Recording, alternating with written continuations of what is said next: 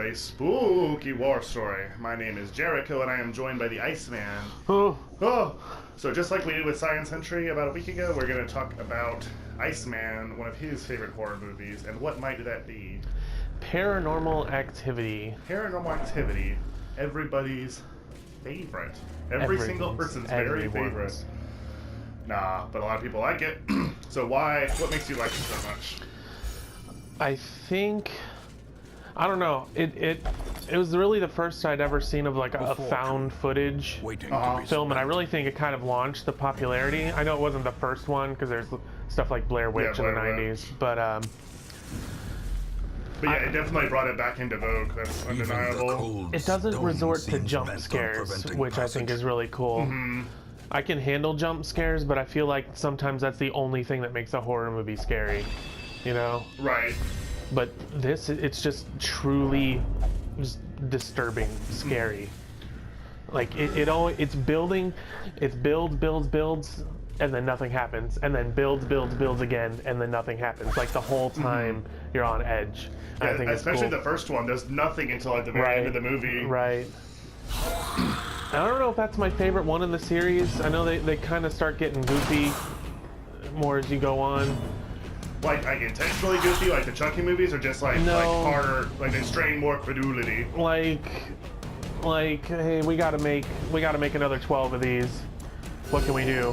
And how about a haunted Simon game?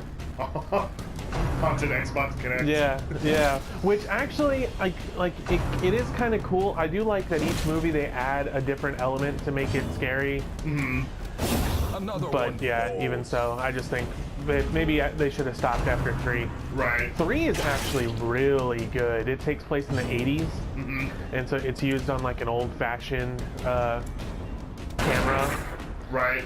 And one of the super scary things about it is they put the camera on a rotating fan so you can see the whole house, and you just know that there's going to be something scary when it pans to the left or to the right, and then there isn't. And it's just so it's like slowly going across the room, and then I just got chills thinking about it. It's so scary, but so simple.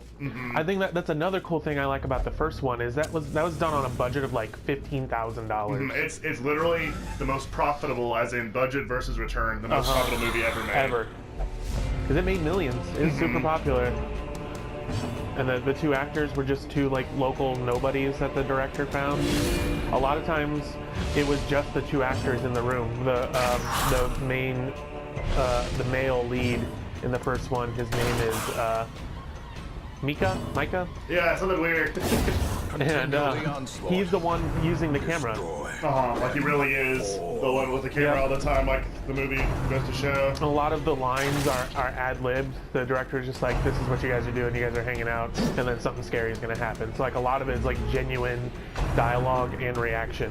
So like they really would just like break something off set, and then they're like, oh! Yeah, yep. Goodness. I love it. I think that's why I like it so much. Just so cool. It's so simple, but so effective. And it being in just like a regular ass house that anybody could be living in. Like, right, and that's how scary it is too. Like, how often have you been at home alone and you hear a thump in the other room, and it scares the hell out of you, but then you kind of talk yourself down because it was just that's just the cat or someone outside, you know. But in this case, it is a horrifying demon, literal Satan.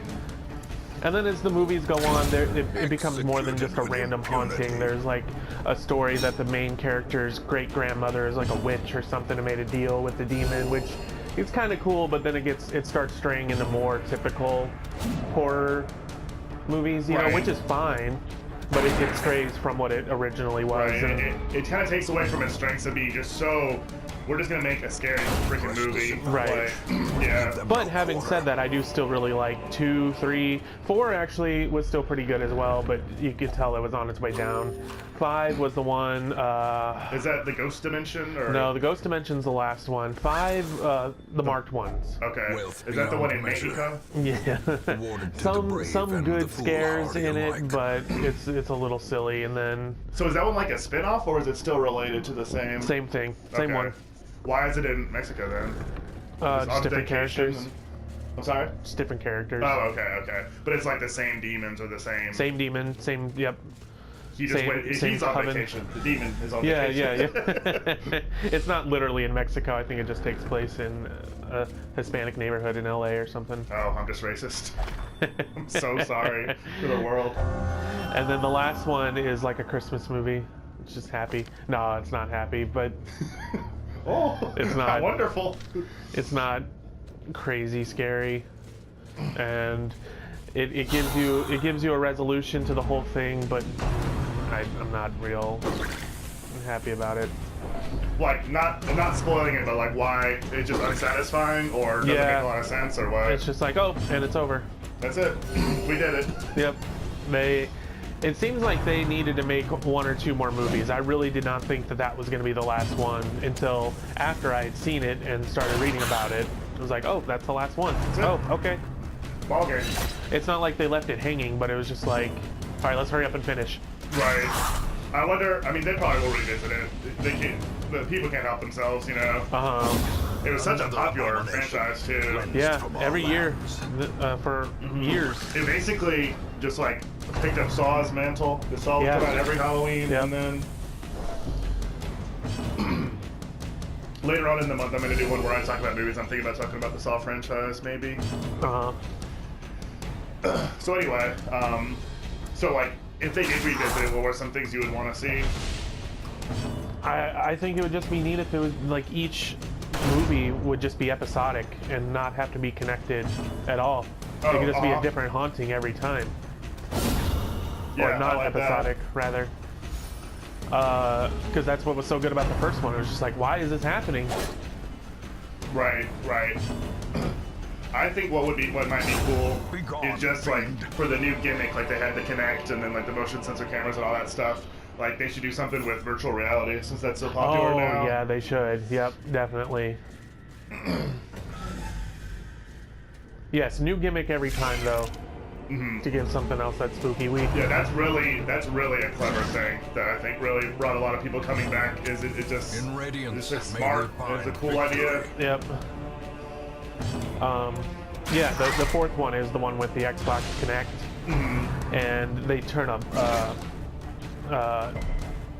night vision on the camera so you can see all the little dots. Right. That picks up the movement, and you can actually see the demon walking through the dots. Super scary, really, really cool. Yeah, that is really cool. I like that a lot. But I don't know. I don't think I'd want to see it for a while if they revisited it for a while, because so many movies are found footage now. Even movies that aren't horror. Yeah, it's just like a way to make movies now. And it's, I don't know. I guess it's kind of a neat concept, but it's rarely executed well, I think.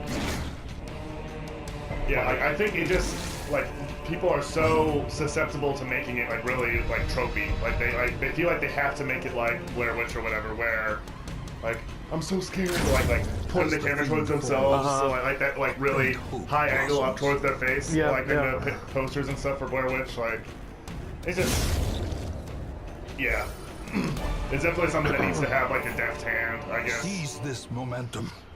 Push on to the task. So, if you had to pick your absolute favorite out of the whole series,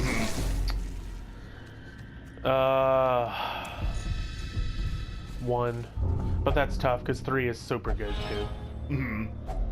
3 has a few more jump scares in it. Yeah, what makes 3 so good? I've only seen the first 2, I think. I like that it takes place. I don't know, the fact that it takes place in the 80s. It's a little more grainy. And oh yeah, because it's like an older camera. You said earlier. That's right. I'm sorry. And then the rotating fan. Oh yeah. Is might be the scariest thing I've ever seen. That's and cool. it's little girls too. The main character from the first one is a little girl. Ambushed in by it. foul invention. And that just makes it super creepy too. She's got a little imaginary friend named Toby. That's the demon. Oh, that's no friend of yours. It's horrifying because like the dad will come in and sit. She's having a tea party by herself with her friend Toby, and he sits down and she's like, "No, you just sat on him." "Oh, I'm sorry." And she's like, "He's really mad." Oh God. You should be sorry because he's gonna kill me tonight now. Yeah. Oh, I don't like it. It's so scary. Well, anything else you'd like to say about your choice of spook? It was tough for me to decide between Paranormal Activity or Rob Zombie's Halloween remake. Oh, so yeah. good. That is really, really good. That's maybe the best horror movie remake. Oh yeah. It's better oh than yeah. the new Carrie. It's better than the new Nightmare on Yeah. Elm Street. Oh yeah. Oh yeah. It's, I Yeah. love Rob Zombie films. It's so disturbing. Just Right. creepy. So if you've never seen any of the Paranormal Activity movies, I think some of them are on Netflix, right? They used to be. I don't know if they are anymore. But you can get like literally the entire saga for like $10 at Yeah, Walmart yeah, it's now. not Super expensive. cheap.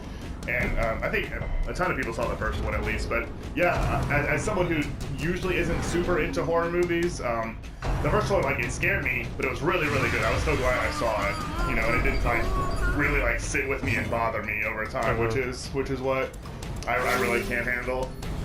So yeah, highly recommended by both of us. So yeah, that's basically what we have for today for this spooky war story. Thanks as always to TheIceMann for joining me. My plan is to be back with one more of these with Holy Diver, my other, I guess, main contributor on the channel, and then I might do one either by myself or with Science Century again, where she'll talk to me and I'll think of a movie I want to talk about. But we'll see if we end up having the time for that. So as always, thanks for joining. Make sure you subscribe to Miss War Stories on Tuesdays and Thursdays as we have some more spooky ones throughout the month of These October. nightmarish creatures And we'll can see you be guys soon. felt, I don't bet they you, can be but we're full. beaten.